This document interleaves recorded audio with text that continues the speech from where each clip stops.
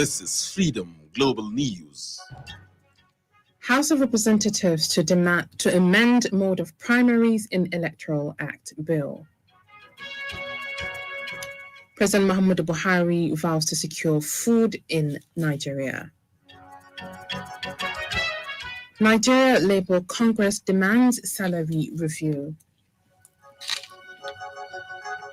And on the foreign scene, Sudanese barricade street as strike over protest deaths begin.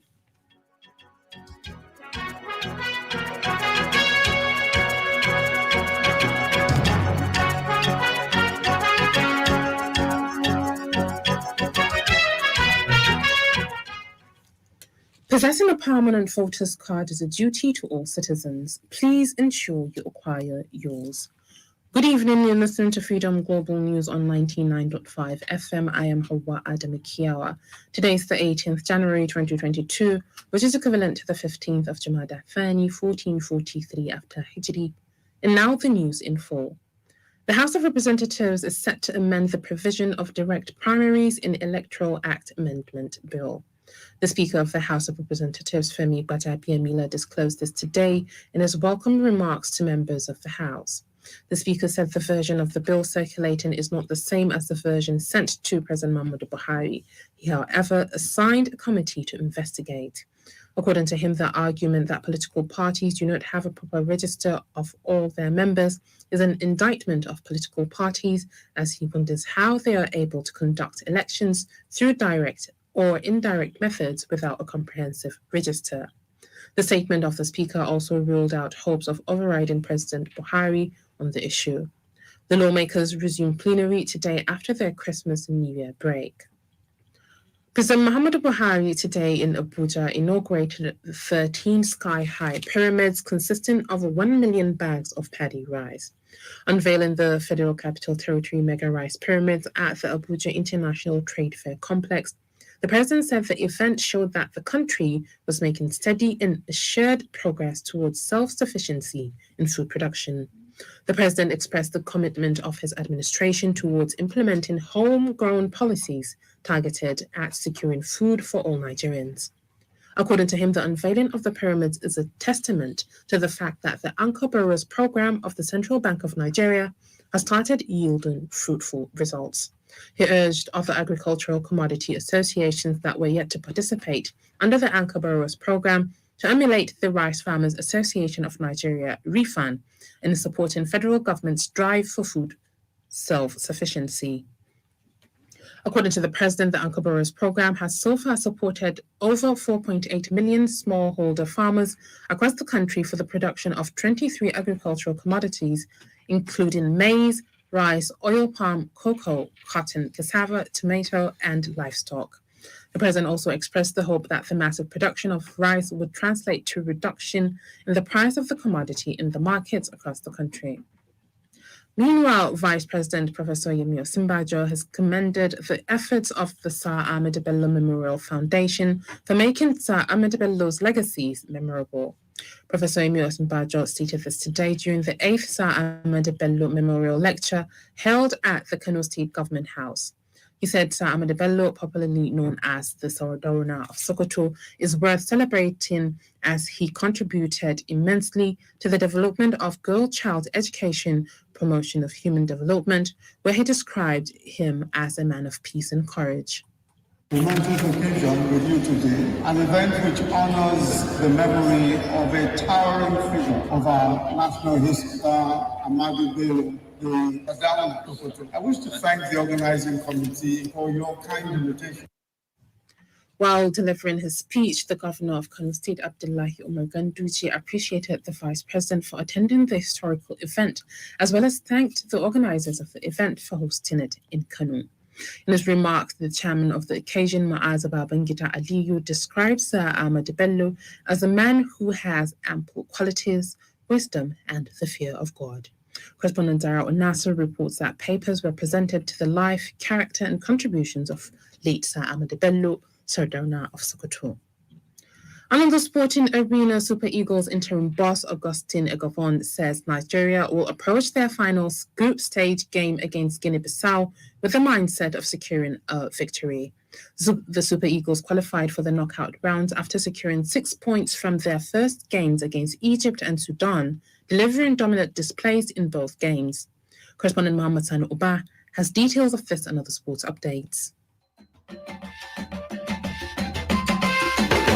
Nigeria face Guinea-Bissau tomorrow, and having secured their spot in the next round, Augustine Egavon could try to experiment with the new tactics and give other players some minutes. However, Egavon is not ready to leave room for complacency and has revealed that Nigeria could approach the game with all manner of seriousness. In another update, Barcelona Alexia Putellas has been named the best FIFA Women's Player of the Year, and Chelsea boss Emma Hayes has won Women's Coach of the Year. Spain midfielder Putellas now hold both of the highest individual awards in world football, having won the Ballon d'Or in November. The 27-year-old helped Barcelona in a domestic double as well as their first ever Women's Champions League last season. Meanwhile, Real Madrid and Spain legend Francisco Paco Gento has died at the age of 88.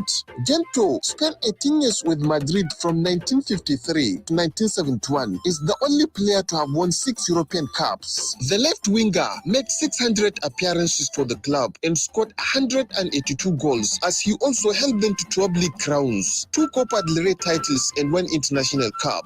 He won 3 caps for Spain and represented his country in the 1962 and 1966 World Cups. And on tennis, Kwadiri Aruna has started the new year as the top 14th player in the latest International Table Tennis Federation rankings, even as he inspired his German club TTC to a comeback win at the weekend. After their disappointing 3-0 lose to Borussia Düsseldorf in the semi-final of the German Cup, Aruna returned TTC to winning ways in the Table Tennis Bundesliga. Aruna had in the meantime ended 2021 as the top 15 player in the men's ranking by the World Table Tennis ruling body. Meanwhile, Peter Watson and Dan Evans both moved into the Australian Open second round, but qualifiers Harry Dutt and Liam Brody were beaten. Watson fought back in the final set to beat Egypt Mayar Sharif 6-3, 5-7, 6-2. Dan Evans, the 24th seed, performed superbly to defeat Belgium David Goffin 6-4, 6-3, 6-0. Mohammed Sani Uba, Freedom Radio.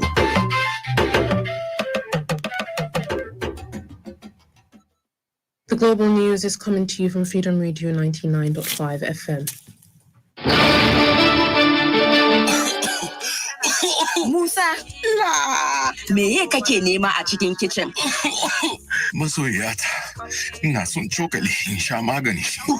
Masoyina, ka ɗauki comics kawai, ka yaga, sha ka samu sauki. Haka ne fa, ku yi amfani da comics ma duk kai tare. Comics yana da dextromethorphan da guaifenesin.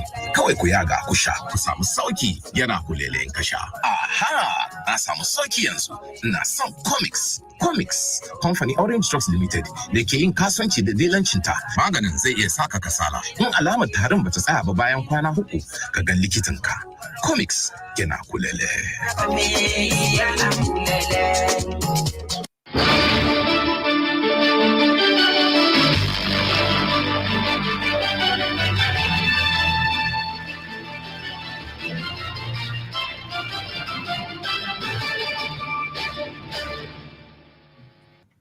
Welcome back. You're still listening to Freedom Global News on 99.5 FM. The president of the Nigeria Labour Congress, Ayuba Babba, has urged the Federal Civil Service to review salaries and welfare of public servants. He spoke in Abuja during a meeting of the National Public Service Negotiating Councils, attended by the head of the Civil Service of the Federation, Folashade Yemi Eshan. The theme of the meeting was Labour-Government Relations in the post-COVID-19 era. Wabba commended the federal government for the implementation of the 30,000 naira minimum wage. He said minimum wage is a service-wide issue, and there's difference between a review of salaries and minimum wage in the public service.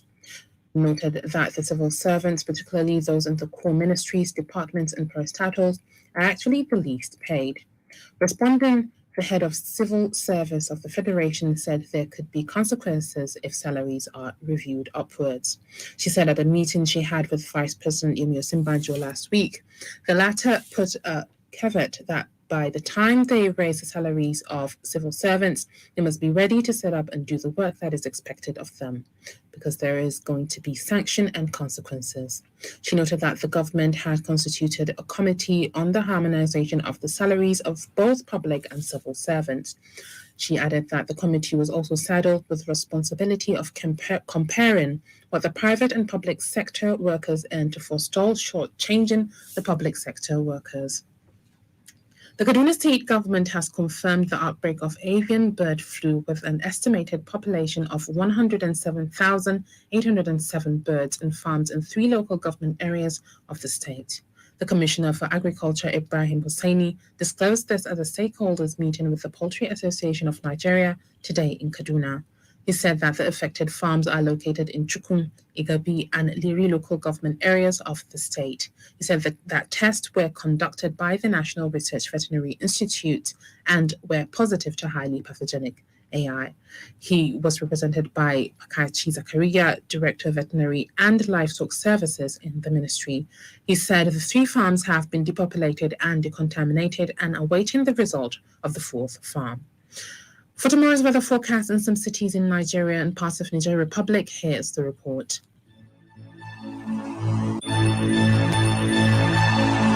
Kano tomorrow morning will have sunny and light wind at an average temperature of 12 degrees Celsius and later increase to 23 degrees Celsius with sunny and a moderate breeze. Kaduna will have similar weather condition at 15 degrees Celsius and then rise to 27 degrees Celsius with moderate breeze. Katsina will have sunny and moderate breeze at 12 degrees Celsius and later change to 23 degrees Celsius with hazy and a moderate breeze. Abuja will experience sunny intervals and light wind at 19 degrees Celsius, then later increase to 33 degrees Celsius with gentle breeze. Lagos will have misty and light wind at 25 degrees Celsius and subsequently increases to 31 degrees Celsius and light wind. Moving to Niger Republic, Marada and Zindar will have sunny intervals and light wind at 12 degrees Celsius, then later increase to 23 degrees Celsius with hazy and moderate breeze. Fatma Yahya Isa, Freedom Radio.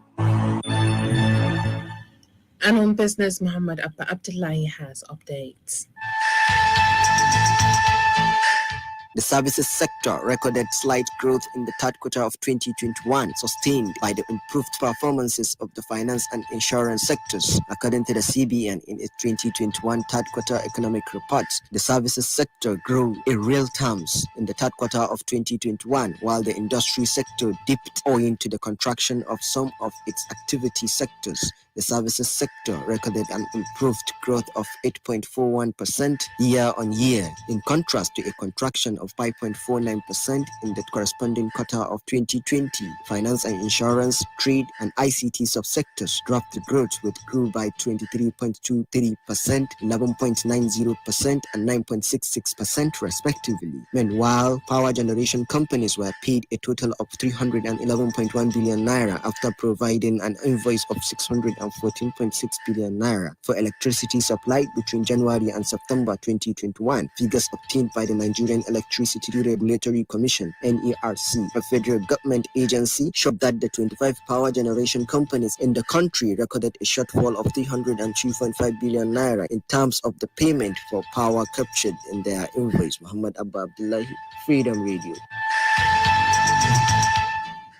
And on the foreign scene, protesters have erected barricades across roads in Sudan's capital, Khartoum, and some shops and offices were shut as a 2-day general strike and civil disobedience campaign began in response to demonstrators' deaths. Neighborhood resistance committees and political parties called the strike starting on Tuesday after 7 people were killed in Khartoum on Monday in one of the deadliest days to date in a series of demonstrations against the military takeover on October 25th. Protesters are demanding the military, which had been sharing power with civilian groups before the coup, quit politics completely. Police confirmed the 7 deaths today, saying they used minimum force and had faced systematic aggression. Military leader General Abdel Fattah al-Burhan promised an investigation. According to medics aligned with the protest movement, at least 71 people have been killed and more than 2,000 injured by security forces since the coup. And with this, we've come to the end of today's Global News. On behalf of the entire production team, I am Hauwa Adamu Kiyawa. Have a wonderful evening.